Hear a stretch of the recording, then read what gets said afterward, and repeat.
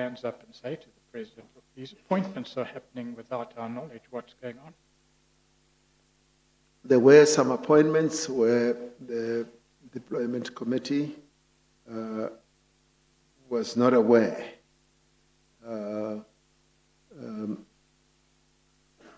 I will give you a very good example where I was involved recently as President of the Republic, where in finalizing certain appointments, I bypassed the deployment committee myself. And on realizing that, I immediately went to the Deputy President, David Mabuza, and I said, I finalized these appointments without reference to you as the deployment committee. And I think I even called the DSG then, Jesse Duarte, and said, I would like to apologize. But more than that, I'm even prepared to come to the deployment committee and explain myself. And I did. And I said to my comrades that ordinarily I should have washed these or brought these to you so that you can either make recommendations. I didn't. I was in a hurry to have these appointments. And it was mea culpa, and it was accepted as such. It has happened, when I was chair of the deployment committee, where some deployments were finalized without reference, and one will admit that and accept that. And on those occasions, I would personally go to the President and say, President, you have shortchanged me and the deployment committee here. We were supposed to be primed and informed about this appointment and that appointment, and it would be, mea culpa. But the appointment had been made and announced. Now, the approach that I have taken now is that it's important to ensure that our structures are involved, because they play a key role in all these processes, so that those types of mishaps don't happen. Now, I would never say that it was intentional. Like in my case, when I did not approach the deployment committee, it was not intentional. It was inadvertent. It was one of those errors that one made, and fortunately one was able to own up to it. So there are those that have been made in the past, as you will have heard from the evidence that was presented to you, without reference. But I thought I should give you a context of how some of these would have happened. And they did happen, we cannot deny that. Right. Insofar as they did happen, and insofar as you've stated, you took this up with the former president, the response was an acknowledgement and a mea culpa, as you said. Yes. Yes. Fortunately or unfortunately, we don't have time to go through each one, but the general principles are clear. May I ask this, Mr. President? Does the deployment committee ever go public about the people that it has recommended for appointment, in terms of speaking publicly? Chairperson, no, it never goes public. Yes. It has never been heard to go public, but yes, the deployment committee does express its disquiet and dissatisfaction, may I say, in the case that I was involved in, now as president. It was members of the deployment committee who raised the concern, which prompted me finally to go and address them, and that was accepted, but they never, not a single one ever goes public. Well, I raise that because and it may be that can be dealt with later, but you may or may not know much about it because I think you would not have been chairperson of the deployment committee at the time. I've had evidence in this commission relating to, for example, Mr. Siyabonga Gama, who at a certain stage, I think 2009, 2010, at a certain stage, was one of applicants for the position of Group CEO for Transnet, or was suspended as CEO of TFR, which is a division of Transnet.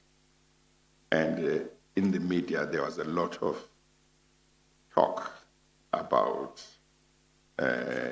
him and that position and various allegations. But there were reports in the newspapers of a number of senior ANC leaders who reportedly went in public saying that Mr. Gama should be appointed as Group CEO. And I wondered whether that might be because the deployment committee had recommended him, and that was maybe the reaction of some of its members who, if they thought he was not being appointed. So I thought you might be able to say whether they ever go public when maybe their recommendation doesn't seem to be accepted. But you say, as far as you know, they don't. Yes, Chairperson, as far as I know, they don't. And I guess in Mr. Siyabonga issue, he was then seen as a fairly successful CEO, and that would have been something that was generally accepted, and he would have been seen as the type of person who his capabilities could have been head of Transnet. So there would have been maybe side noises from the sides, but certainly not from the deployment committee, because it's always operated as, if you like, a rearguard type of committee. Yeah. Well, just because we have touched on it, when Mr. Mantashe gave evidence, we touched on it as well. But this was a case where, at least at a certain point, there was a black candidate who had been recommended by the board of Transnet, who was seen as a credible candidate, but Mr. Siyabonga Gama had not been recommended. And the then minister, namely Ms. Barbara Hogan, was supportive of the candidate that had been recommended by the board. But there were reports of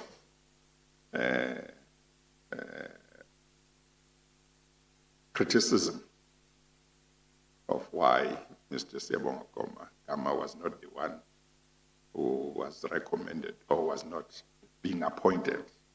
I think Mr. Mantashe told me that he had not been aware of a black candidate having been recommended, because I think, at least from his point of view, he was looking at the issue of black managers being given opportunities to lead some of these parastatals. So there was that concern to say, if the problem was that there should be a change in the CEOs of parastatals, what was the problem? Because here was a black candidate who appeared to be credible, and nobody appeared to have issues with him, who was recommended by a largely black board that had been appointed by the ANC government. So what was the issue? But as I say, one, you might not have personal knowledge, and two, you might not have been a member of the deployment committee at the time. Chairperson, I certainly was not a member of the deployment committee, nor was I an official at that stage. But what I can attest to is there was and there is still a concerted move to ensure that we do have as many black CEO leaders as possible, taking into account the diversity that we need to observe in our state-owned enterprises. So that, to me, does not come as a surprise. It is very consistent with the approach that we also currently have, that we need to have full diversity. That need to have diversity is so important. And of course, there are many in our ranks who feel quite strongly about it, to a point where when we appoint somebody who is not black African, they take umbrage. But we then say, but the call for diversity means that we must accept and embrace the fact that, yes, much as, and we should have the majority of the leaders of our SOEs and the DGs in government as being black African. But we should also ensure that there is a balance, because this country is not just populated by black Africans, and our policy approach and thrust is for full diversity, and we need to accept that diversity will at times bring in people who are not black Africans. Yes, thank you. Mr. Rigors. Thank you. To return to the Kodongwana interview, Mr. President, in the context of deployment once again, and we now return to the formal deployment policies and their application, he spoke about patronage creeping in under the guise of deployment, and to the best of my recollection, you've used that term in this and other contexts. What is patronage? How does it work? Patronage would mean that you appoint someone who is not fit for purpose, who is put in a position to advance certain sectional interests. Someone who you know will never really be able to execute the task properly, or someone who is being appointed in return for some other either favor or some other process that needs to be met. And that is patronage. And it goes against the grain of what we want to achieve, because we want people who are fit for purpose, who will be able to execute the task, and who are appointed without having some interests in mind which are sectional or even factional. So that is what I would characterize as patronage. I haven't looked at the dictionary meaning recently, but that's the political understanding that I would give to it. Would it include appointing somebody who, as you put it, not fit for purpose, who is not qualified for the job, or maybe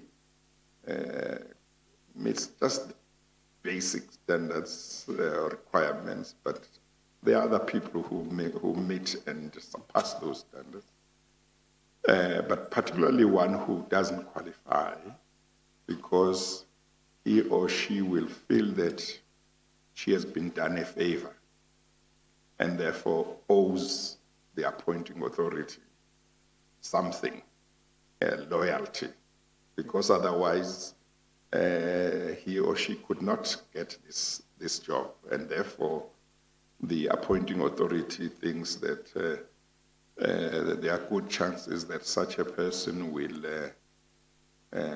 be pliant. Does it include that in your view? Yes, Chairperson, not only be quiet, but be compliant. Yes, Be yes. compliant. Yes. If that's what you said, compliant. Yes. Yeah, it would be malleable. Yes, malleable, and be loyal to those who have appointed them or who have enabled their appointment, and malleable in a sense where they will do their bidding, and they will always be there to guard their interests. And that is patronage, and that is the crude diversion of what we want to see in the state. Mr. Patronage?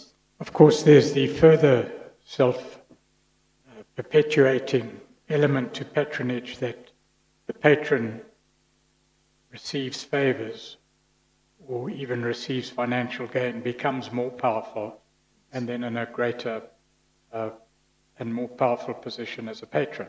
Yes. Has this happened? And if it has, how is it intended to be dealt with? Well, as we have said, and which we've dealt with in the African National Congress, we've recognized that this is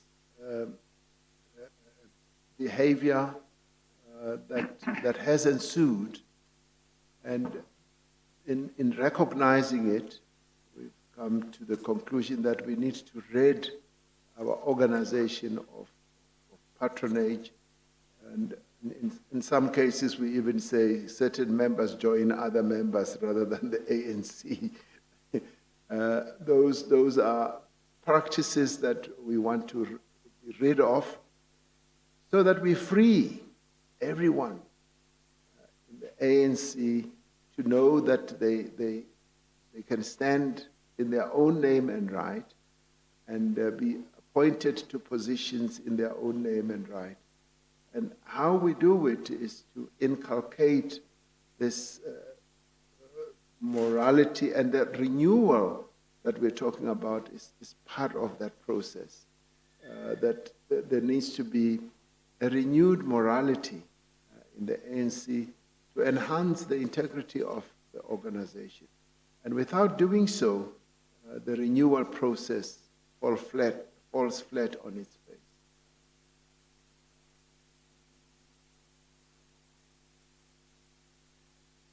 In fairness to those who've given the evidence, and in fairness to yourself, Mr. President, I need to put to you certain passages from the evidence that have told the chair of the hard interpretation of deployment. In other words, that it goes much further than recommendation. Then I would like to put you certain of your own statements, which quite frankly highlight the problems that you face, or have faced and do face. The evidence of Lynn Brown in relation to SOE boards, more than one, was to the following effect: it must be borne in mind that all appointments to the boards of state-owned entities must also be approved by the African National Congress Deployment Committee, whereafter it gets approved by Cabinet. That was her clear and unequivocal evidence. Do you have any comment?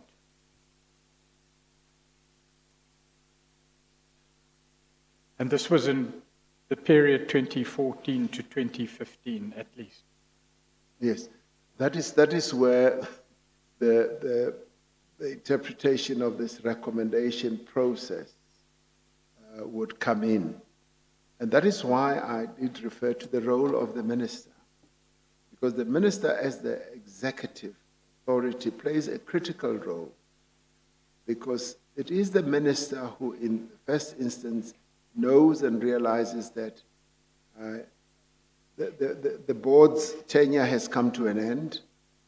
I need to replenish the members of the board, and these are the skills that are needed. We need accounting skills, corporate governance skills, financial skills, you name it. environmental, and so forth. And we need to have a gender balance. So it behoves on the minister. And I deal with this, on an ongoing basis, even now as president. It behoves on the minister to then come forward and say, I need to replenish, say, 6 members on the board. And what she will often have to do or be encountered with is, have you worked out a list of names that should be preferred? And the minister's task is to do precisely that. And having done that, a wise minister would then say, I've got like 18 names and I need 6 or 12 names. They would then put that forward and say to the deployment committee, and then the deployment committee would say, and quite often a pamphlet is sent out or an advert for people to apply, and quite often we get many applications. And I actually appreciate that, because it basically means you're opening up quite a number of these positions to South Africans who can play a role in enhancing governance in some of our state-owned enterprises. And it is the minister who must then synthesize all that, bring together a summarized list, or preferred list or summarized, and then put it forward as a sort of near short list. And once that has happened, the deployment committee would say, well, we would recommend the following. And sometimes if they need 6 and it's 18, we would recommend, why don't you go forward with 12? And then let's see what the selection process in government then comes up with. And that is where I would say maybe Len Brown then says it's got to be approved. But I will, as former chair of the deployment committee, will be able to say here emphatically that it is that recommendation process. And as you can hear, it goes through a number of processes. And this may be confusing, and this may even create doubt in people's minds, but that is the actual process as it unfolds and as it happens. And in the end, cabinet, even with cabinet will then be presented with, say, maybe a near final list. But cabinet then finally, chairperson, deliberates on each of the names, where cabinet has a role in deciding because of legislation for that entity. It deliberates on that, and some names fall off at cabinet level, and some of those lists are sent back. The minister or cabinet says, take this back. We are not about to approve this. And the minister will pull out their hair and be about frustrated. But that is the rigorous role that gets involved in the selection of those people. And may I add that even at deployment committee level, I know of ministers who've been there 3 times or more just to get a list recommended. So it's not as easy as that, where you just have a list which is underpinned by nefarious intentions, just approved. It is quite rigorous, and I've known and I've seen ministers coming out of that type of process just pulling the sweat off their foreheads, because it means they have achieved something. It is not an easy process. Of course, Mr. President, now that we're touching on the boards and the role of the deployment committee on the appointment of boards of SOEs, when one looks at what has happened, as the evidence has revealed in this commission over the past 2.5 years, what has happened in various SOEs, ESCOM, Transnet, SAA, PRASA, you name them, over a certain period, you are bound to ask the question, how is it possible that in each one of these SOEs, the types of boards that were there didn't do A, B, C, D? How could all of these things happen while they were there? And that raises the question of how were they appointed? What criteria were followed in selecting people to be put into those boards? How could these SOEs be where they are now? Or be where they were a few years ago, but in some we can say now, when they had boards. It's like there is something common, a common problem with all of these boards that made it possible for the SOEs they were supposed to run to be where they are.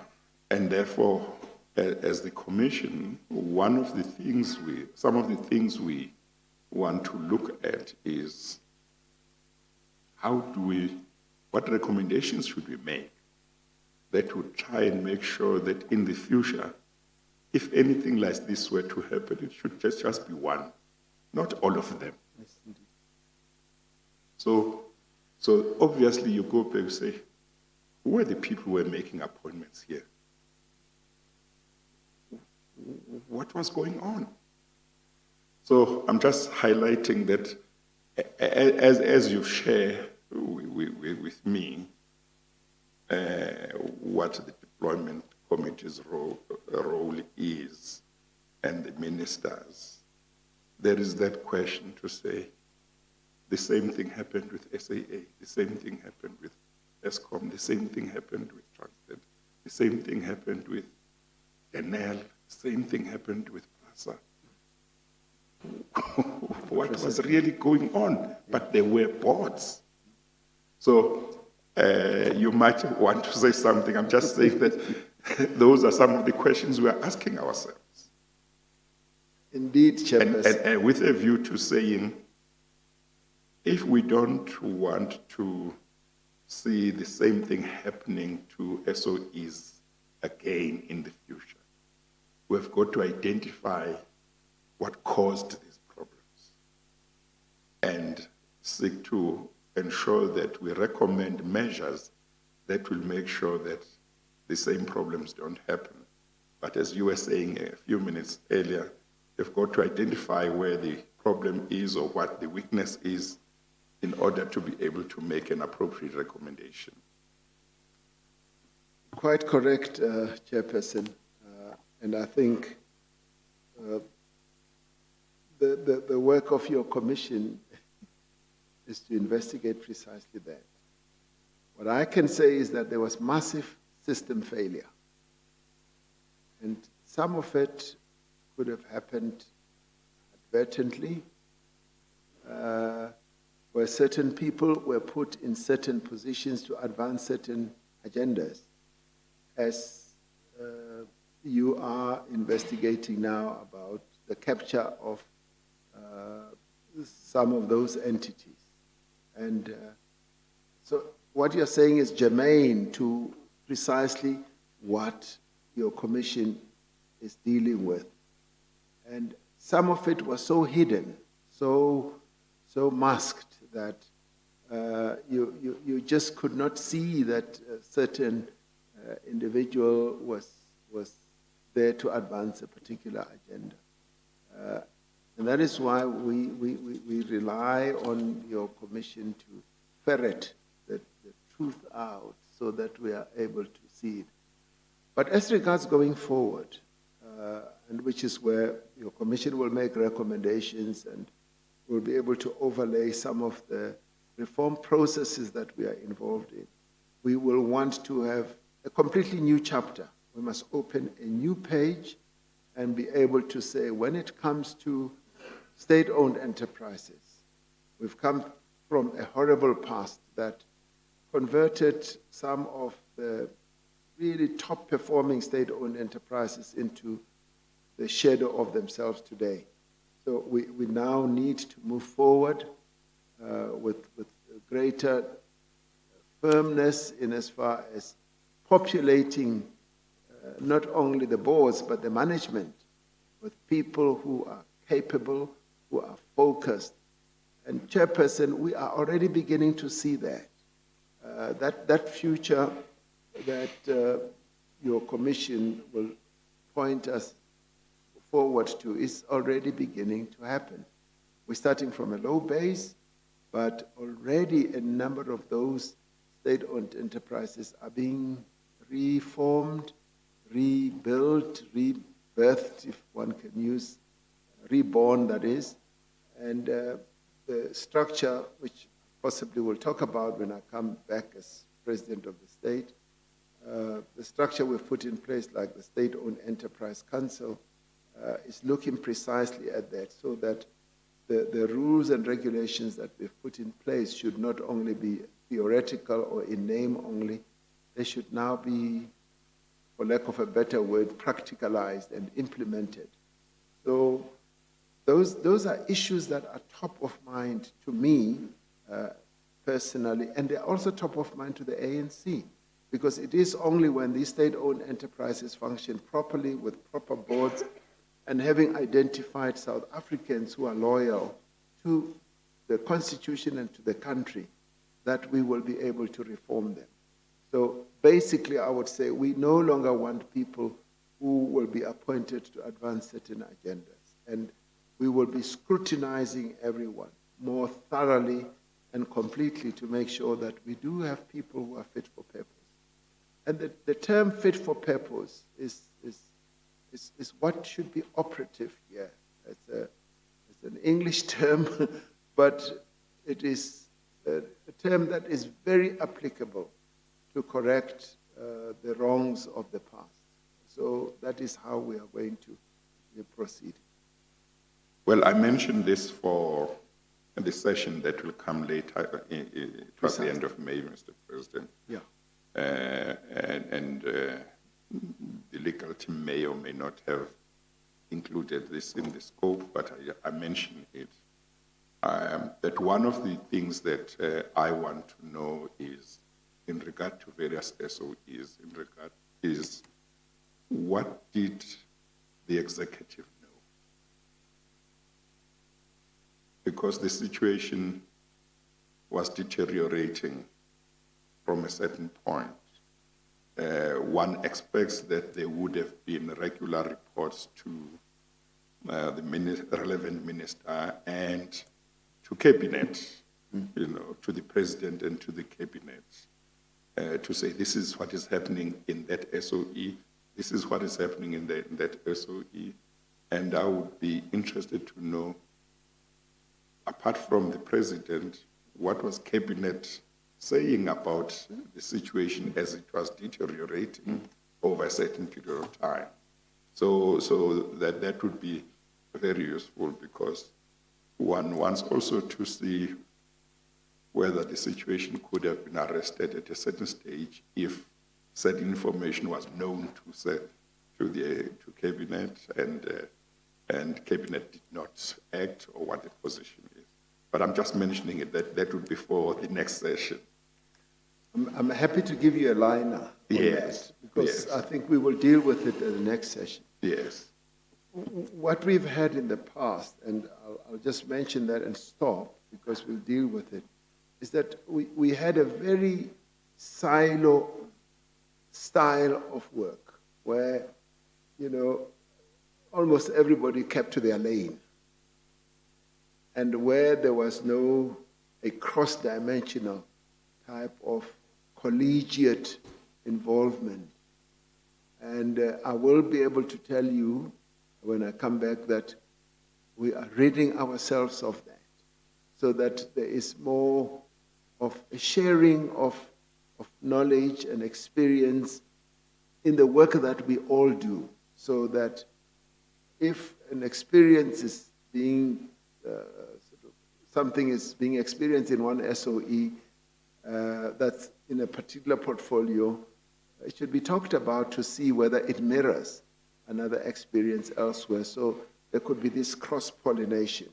But maybe we will leave that until I come back for that. Yes, no, that's fine. Yes, Chair, I might just add that although I've approached it in general terms in the context of the questions that are now being asked, they will be dealt with to the extent necessary in detail by individual evidence leaders at the second session.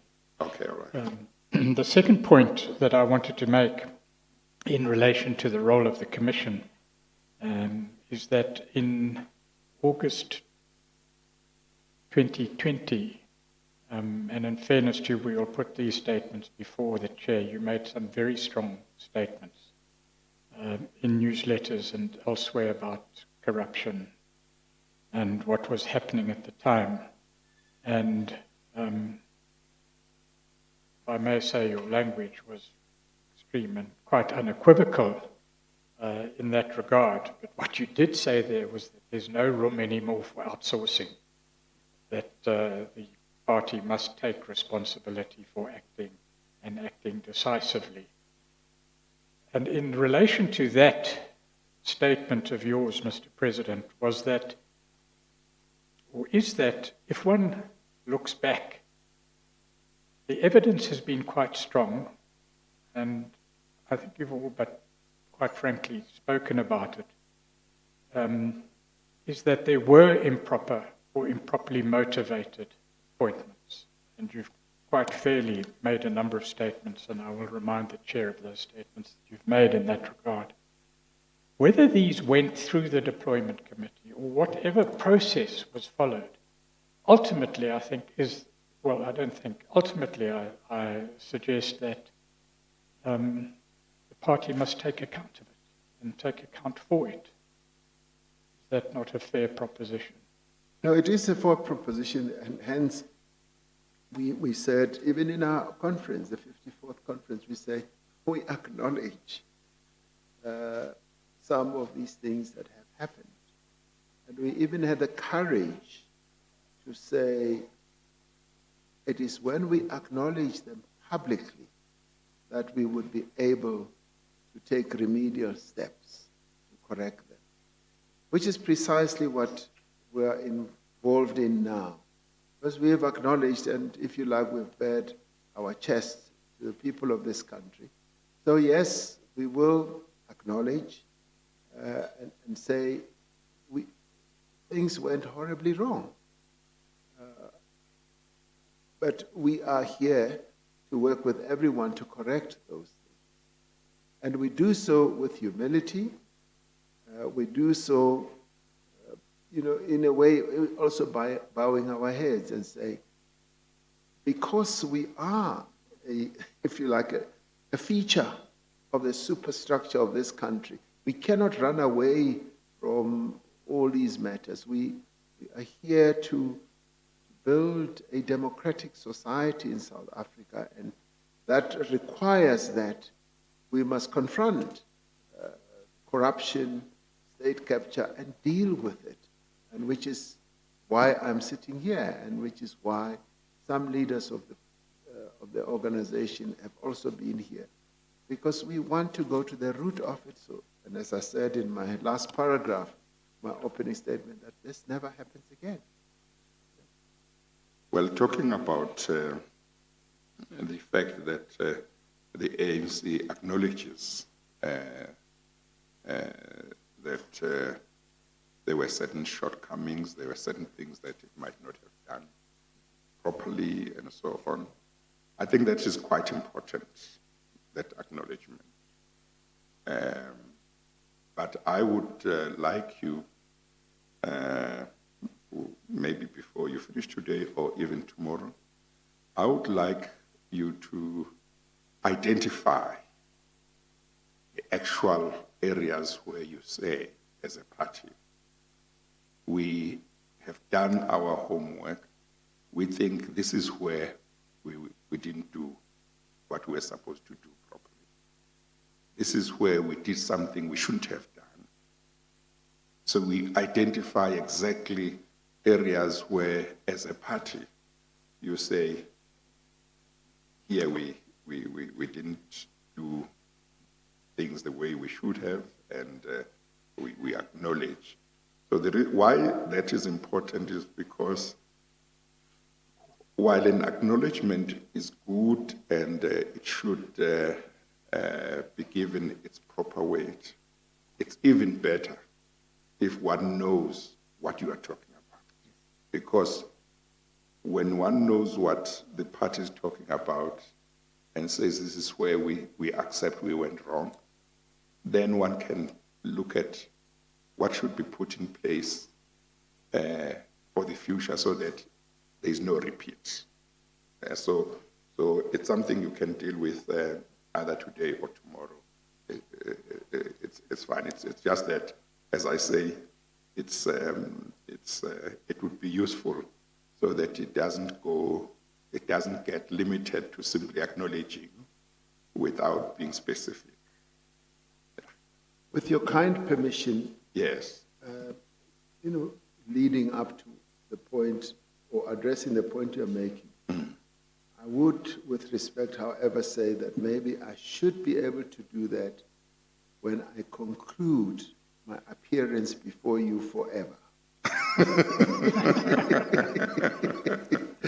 Because there comes a day when I will appear before you and never have to do so again. And you will not want to ever appear again. No, I never would want to. So I would say maybe when I end my evidence before you as President of the Republic. Okay, that's fine. Quite a bit of it will touch also on what we should have done in the state and so forth. Yes, that's fine. It will give you enough time also to look at it properly.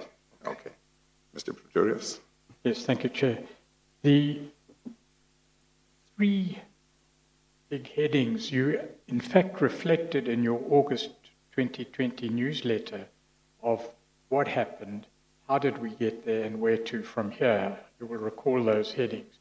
They mirror precisely the principal headings of the inquiry that has been outsourced. I know that in labour law, outsourcing doesn't have a good connotation, but it is here. The middle part of how did this happen, how could it happen, there seems to be an acknowledgement that those things that should not have happened, corruption, fraud, state capture, did happen. There may be a question of degree and debate, but for the purposes of the further questions, I'm not sure how important that is, whether it's decisive of the answer to the question, how did this happen? How could it happen? And only with an understanding of that will the outsourcee have the wherewithal and the ammunition really to make proper recommendations. It seems that with your party hat on, with an understanding of what happened, already one has moved to the stage of making sure that it doesn't happen again, and perhaps we'll explore that later. But I think in fairness to yourself, it's appropriate to put at least 3 or 4 of your own statements to you that have recognized problems. And if it is, they all follow the same pattern, and if you don't mind, I could read them all out, and you can ask me to break it up. In your January 2020 newsletter, you say we are committed to end the practice of poorly qualified individuals being parachuted into positions of authority through political patronage. What were you describing there? Precisely the issue I was talking about, that where we do acknowledge that there were and may well have been people who were put in certain positions when they were ill-qualified, when they were certainly not really fit for purpose, but they were appointed. And whether it was clear at the time or not that they were advancing certain agendas,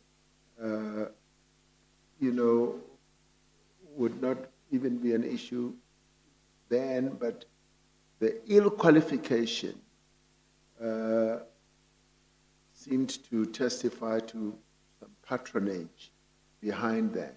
And that is precisely what one was addressing, and something that we identified as a party that we are concerned about and what we want to rid from the party. Because, you see, in the party circles, ANC circles, it just fuels and promotes factionalism, because people then get to know that so-and-so is ill qualified for this position, but they've been appointed. Why were they appointed?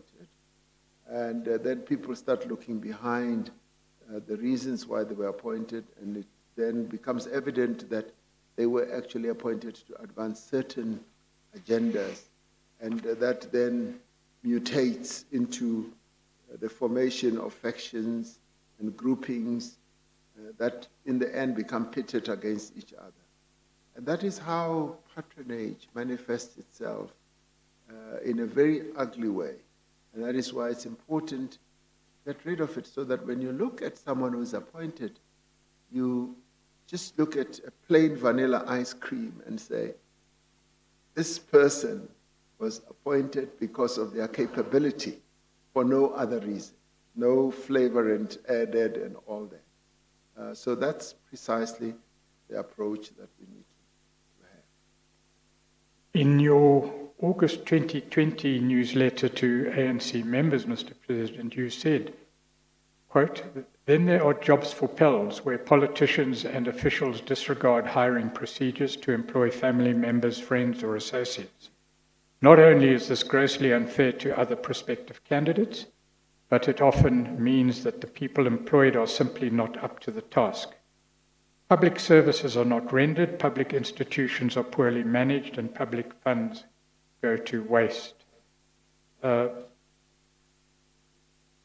Then, if I may put the next one to you, in your March 2021 newsletter, you wrote, "All too often people have been hired into and promoted to key positions for which they are neither suitable nor qualified. This affects government performance, but also contributes to nepotism, political interference in the work of departments, lack of accountability, mismanagement, and corruption." So under the first head, the problem is recognized. How do these things happen?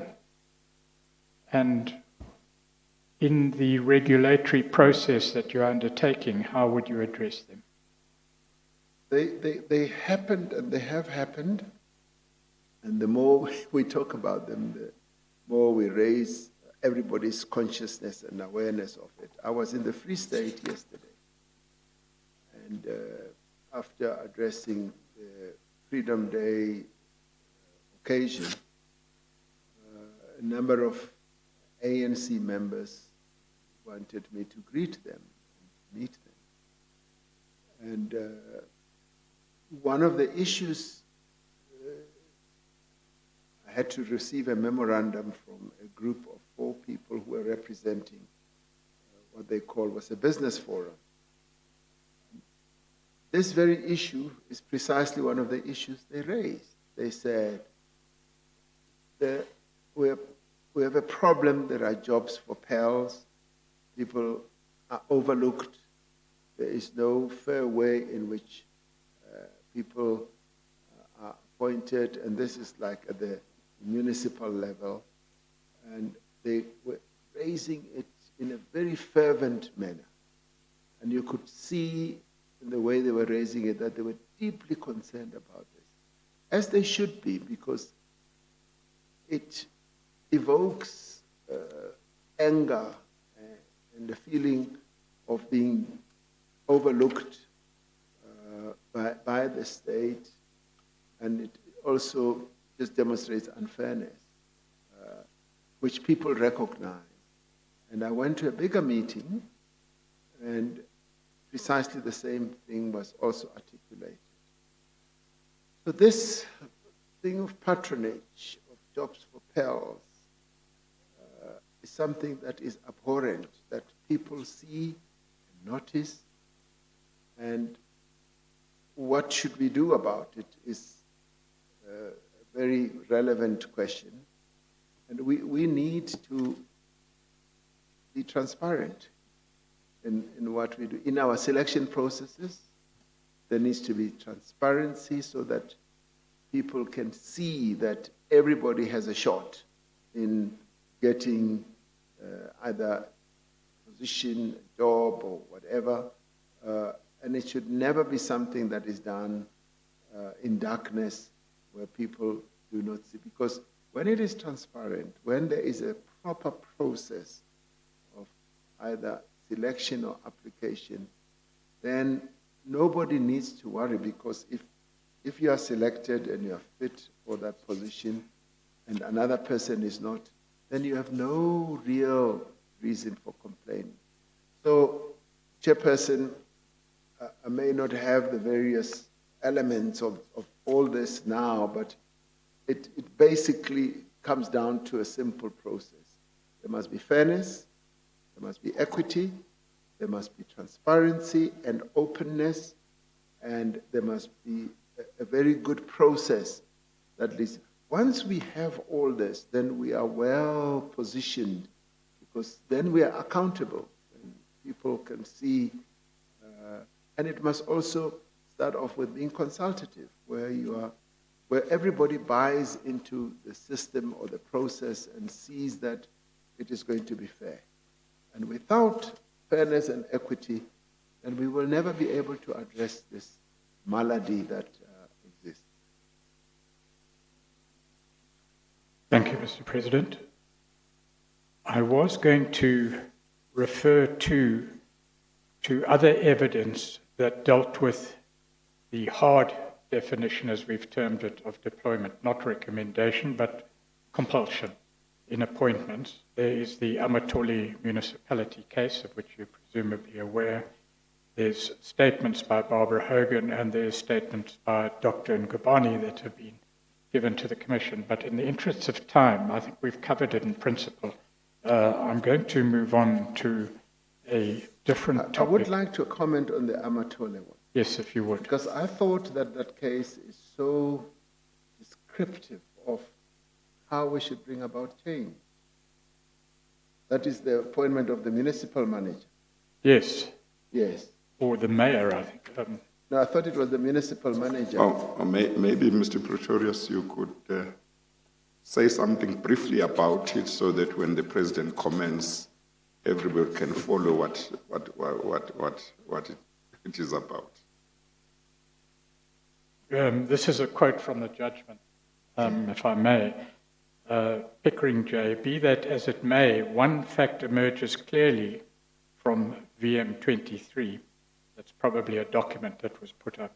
A fact which is not in any way refuted, and that is that the Regional Executive Committee of the ANC instructed the caucus to appoint the second respondent, and the caucus carried out this instruction. This is not an example of democracy in action, as was submitted by Mr. Quinn, certainly not of constitutional democracy. I'm not sure whether it makes a difference whether it was the mayor or municipal manager. It was the municipal manager. It was the municipal manager. Yes. Humbly. Yeah. I mean, that one is Mr.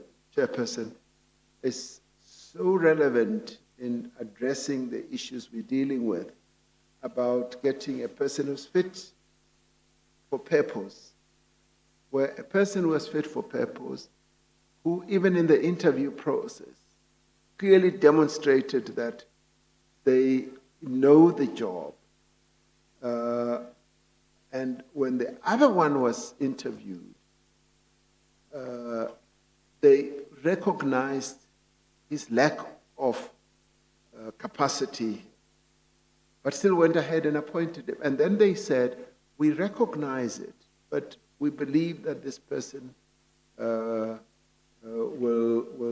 really improve going forward, without adding other elements. And I would put that in a distinct way with, say, when we bring in young people, we are saying we need to bring young people in, even without experience, because we need to prepare them to play a role going forward, and then we capacitate them. So that is separate. But in this case, the person who was finally selected just did not have the wherewithal, and they disregarded the person who was more qualified. They then were unhappy and took the matter to court, and the court said that person who had been rejected should then be appointed. Now, this is where we bring in courts to do what we should do ourselves as a political organization. We should be the ones who say, this is the right way of doing things. These are the people that we should appoint. And I highlight it because in many ways it points us to a future that we must have. If we recognize that the other person who was appointed wrongly had shortcomings, we need to prepare them, help them, but still appoint the person who is going to advance the interests of the people as a whole. And we don't do that, and finally we are guided by a court. So I'm saying, in a way, that is the outsourcing process, a variation of the outsourcing. We're outsourcing what we should do to a court, and when we shouldn't. Yes, yes. And of course, and I'm not talking about this particular case, sometimes when the courts do their job, same people are unhappy to say the courts are telling us what to do, how to run certain institutions. So, yes, okay. Mr. Pretorius. Yes. One final point on the issues we've been discussing today, Mr. President. You know the Eye of a Needle document, no doubt. It's a document that was composed within the ANC in 2001. It reads, because leadership structures of the ANC affords opportunities to assume positions of authority in government, some individuals then compete for ANC leadership positions in order to get into government. Many such members view positions in government as a source of material riches for themselves. Thus, resources, prestige, and authority of government positions become the driving force in competition for leadership positions in the ANC. Government positions also go hand in hand with the possibility to issue contracts to commercial companies. Some of these companies identify ANC members that they can promote in ANC structures and into government so that they can get contracts by hook or by crook. Positions in government also mean the possibility to appoint individuals in all kinds of capacities. As such, some members make promises to friends that once elected and ensconced in government, they would return the favor. Cliques and factions then emerge within the movement around personal loyalties driven by corrupt intentions. Members become voting fodder to serve individuals' interests. Identifying precisely the issues that you have spoken about, Mr. President, and spoken in quite strong terms about. The question is, this was in 2001, and we are now 20 years later. And in between, the problem has been identified, as you know, by a succession of persons in high office. The question is, the public, people would want to know what is different now. Why should the public of South Africa hear you and say, at last something different is happening? What is different? The Eye of the Needle is quite an iconic document in the life of the ANC. And much as it was crafted, if I can put it that way, in 2001, it was crafted to deal with problems that we already saw emerging as we were in government, and we were already seeing those various tendencies, which even Madiba spoke about in successive conferences, the 49th conference and in the 50th conference, and going forward, our conferences have dealt with these. And what is different now is that we, if you like, the eye of the needle, much as it identified those problems, was articulating the theory, if you like, and the ideology that needs to be fostered and pursued in the ANC. And what is different now, arising from the 54th conference, is that we're moving from theory to practice. Because what we've been talking about now has to be akin to the tire hitting the tar, where we now say this must now happen. It must be practiced. And that is why, even when the NEC met, was it in August, it said that we're drawing a line in the sand. And that is not being said lightly. It was the NEC that, after much debate and discussion, felt that we needed now to draw a line in the sand and say, this is what the ANC is about. We are an organization that should return back to its founding values, these principles adopted in 1912. We should be the type of organization that is fit to be the leader of society in our country. So that is what I would like to suggest and say is different.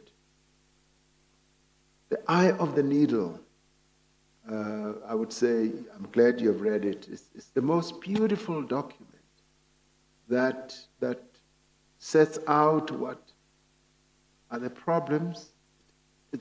It provides an in-depth analysis, but then it also talks about the ideal situation. And the time has now arrived for us to grasp the nettle and then restore the image of the African National Congress. I would say, Kenako, this is the time. Hopefully we'll have time tomorrow to deal with your August 2020 newsletter. You used much stronger language than tar hitting the road, but we'll leave that until tomorrow. Okay. If we may then, Chair, in the meanwhile, I've received a very stern note from the right-hand side of the room, your left-hand side of the room, the office of the President, saying 4 o'clock and not after. I'm at their disposal. Well, Yes. is the President, I guess, confirms that 4 o'clock, or... Yes, I'm at their mercy because they know my program more than I do. No. Control his diary. No, it's fine. We will adjourn at 4 o'clock then. But I don't know, Mr.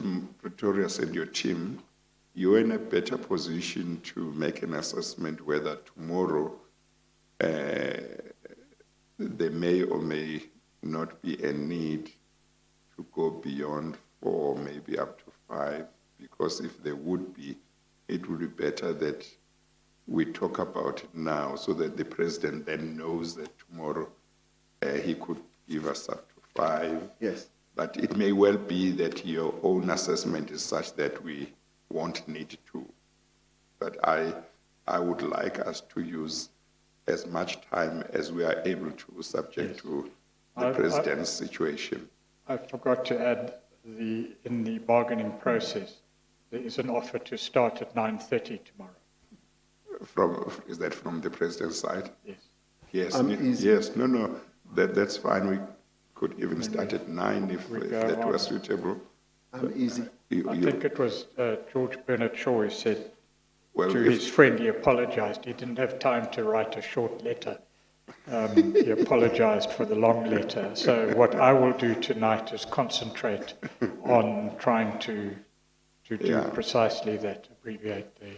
Well, because the President says even 9 o'clock would be fine, let's start at 9 o'clock. That's fine. Yeah.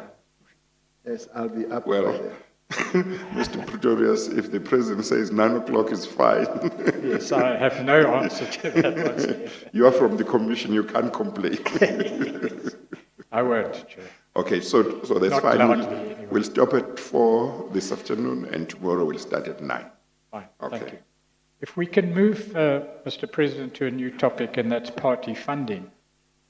You deal with that at page 25 of the affidavit, paragraphs 51 and 52.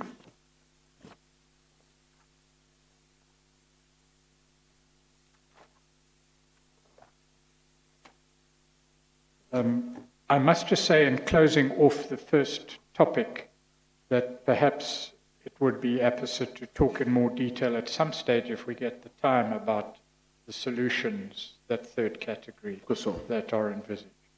But in the meanwhile, if we can move on to party funding.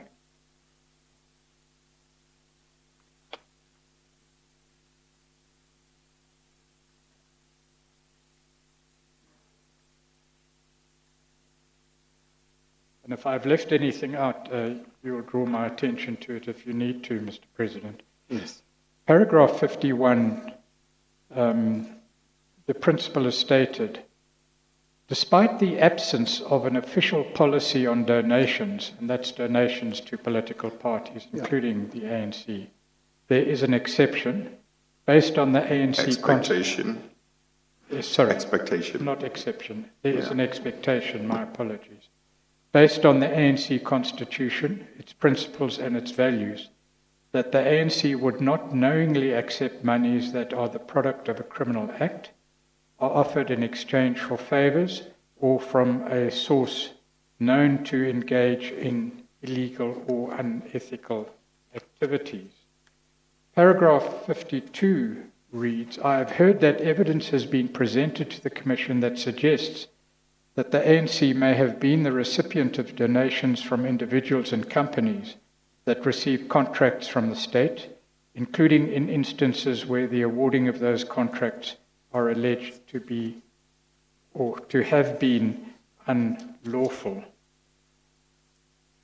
Before we get to examples, if those examples are necessary at all, the principles are stated in your statement, and the breaches are stated in your statement. Is that discrepancy between the principles and the breaches recognized? First question. And second, how is this being dealt with, or will it be dealt with? Yes, the principle is quite clear. The ANC would not knowingly receive funding from tainted hands, either tainted in the form of the donor being involved in acts of criminality and all that. So that is very clear. The breaches themselves would happen in a way where maybe it is after effect. For instance, businesses do donate money to all manner of organizations, including political organizations. And sometimes when they do so, you don't know that those donations have come from entities that have been involved in unlawful contracts. That presents us with a problem because the money has already been donated, and to a political party it is often very difficult to say, because their political parties are always strapped for cash, especially the ANC, because as money comes in, it's used for a variety of activities that you would say, no, a refund is possible. So the issue of the breach happens after the fact. However, what we are saying now is that through the Political Funding Act, there would be transparency. And that is why we say the coming into effect of the Political Funding Act is actually in many ways revolutionary. It has brought about a change and should be applauded by all and sundry. Much as in the end it's going to depend on the fiscus on whether the fiscus will be able to support democracy and make sufficient funds available to political parties so that they are not tempted to go and receive the funds where these types of breaches could happen. So I would say, looking forward, Chairperson, we've got a saving sort of dispensation that is going to enable us to open a new chapter in regard to advancing our democracy and political funding for political parties. It's something that is new and which we should welcome and applaud, because it rids us of all these processes where political parties receive funds from tainted entities. We can deal with the example of SASA, at least in general terms. It must have been known to parties in government, in the administration and in the executive, that BASASA was heavily reliant on government contracts, certainly in the Department of Correctional Services, if not other departments as well. It must also have been known that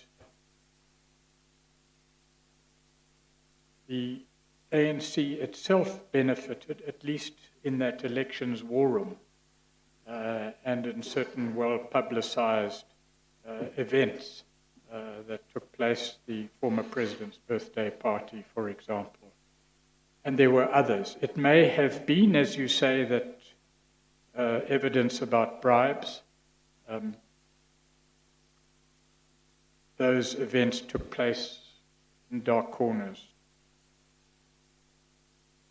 But how could it happen then that the party continued to receive benefits from a company that relied heavily on government contracts without a thorough investigation of what was happening there? Chairperson, it did happen. It is one of the anomalous events that did happen. And what is prominent in my mind is to say, what do we do to prevent it from happening? But having said that, let me say, and let me put on the one hand that the Political Funding Act is going to be our savior. On the other hand, we should also say that if, for instance, a company donates money to a political party, and it so happens as well that in some way or fashion it does business with government, but that funding is not being given to the political party in return for getting contracts and all that, I would say when it happens openly and transparently, then there should not be any problem. Because if you're going to give money and you know that it is going to be transparent, even if you have won a contract, the transparency itself will be such that it prevents you and it will alert the public that you should not be seeking favors. So I put that in a different category. So the transparency, the openness for me is the biggest savior. And also the limitation to the amount that should be given, because the limitation of the amount that should be given is going to stop any entity being able to have an overarching control over a political party. But in this case, it did happen. And there's no way of running away from it or even hiding it, because it did happen. That company, Bosasa, had contract with government, and it funded an ANC election room and all that. I would say, having happened, unless there's something criminal about it, which should be pursued following the investigation by the Commission, we should now say, how do we make sure that we move to a new situation where we do not have a capture of that type? And that's what I would say. Of course, Mr. President, when it comes to a company such as Bosasa, a question that arises when one has regard to the number of years that it was enjoying contracts with government departments. Number one. Number two, having regard to the fact that allegations of its involvement in irregular and corrupt contracts in government departments were all over the media over a long period of time. The question arises whether the ANC, which ought to have been aware of whatever was in the media, and like everybody, whether it turned a blind eye because it was receiving donations from Bosasa. That kind of question arises. Certainly, Chairperson, it does arise. And in part, it is one of those issues that you want me to address. Yes. Which I have said that I would address at the end. No, that's Because fine. you're absolutely right. The ANC should have been aware that there are all these problems in relation to this company obtaining contracts unlawfully, unfairly, and all that. It should have been aware. So it is one of those issues that I will address myself. Yes. Well, for what it's worth, I just mentioned in passing that when I was hearing evidence relating to parliamentary oversight a few weeks ago, well, maybe not a few weeks ago, but at some stage, I had evidence which was to the effect that when the chairperson of the relevant, I think, Correctional Services Portfolio Committee was doing his legacy report, that's what I understand are called, which portfolio committees prepare when their term ends to enable the next committee to see what they were busy with. Despite the fact that when that committee, his committee, started in 2009, they were given the SIU report in relation to correctional services in Bosasa, and they looked at the report, and the whole committee, almost the whole committee, felt that it was shocking what the report had about allegations of corruption. When the legacy report was prepared by the chairperson, he didn't mention anything for the next committee to take this issue further. Mr. Freund is here, who was leading evidence. He is familiar with that. So there was that. I mean, the whole committee itself says, but this is shocking. But during the term, not much seems to be done by the committee about this. And then when the legacy report is supposed to be prepared so that the next committee can see what issues should be taken further, this very important issue is not mentioned in the legacy report. So, but you will be able to deal with what you are able to deal with next time. That's right. Thank you.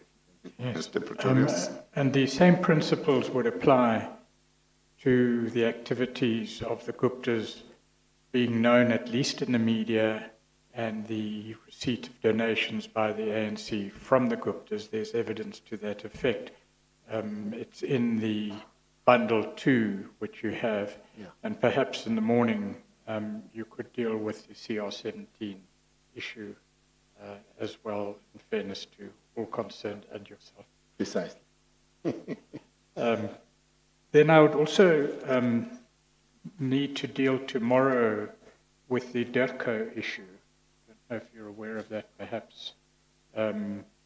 We should try and get to the affidavits of Nyameko Goso and Ambassador Francis Malloy, who've submitted affidavits to the Commission stating that shortly after their diplomatic appointments to very senior positions, Mr. Goso to Consul General in Toronto in 2013 and Ambassador Malloy to Sudan in 2015, they were sent debit forms by the ANC for monthly contributions to the party.